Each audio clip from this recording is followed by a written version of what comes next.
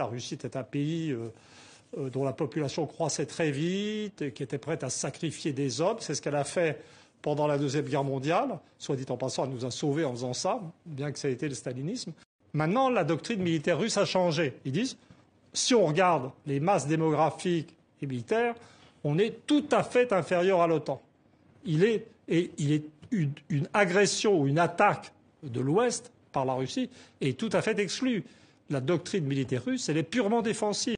Mais j'espère que nos gouvernants sont au courant ou à jour sur la doctrine militaire russe actuelle. La doctrine militaire russe actuelle dit que, compte tenu de la supériorité en masse d'hommes, de démographie, etc., des pays de l'OTAN, si le territoire, si la nation et l'État russe sont menacés, nous nous autorisons à des premières frappes nucléaires tactiques.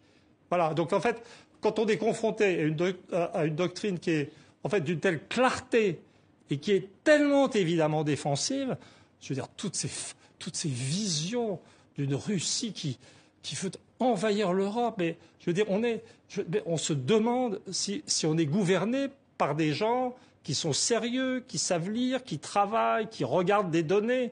Je veux dire, qui compulsent un peu les statistiques démographiques mondiales, qui regardent l'évolution de la population russe. Je veux dire, pour dire que la Russie va envahir le monde, il faut être, je ne sais pas, dérangé.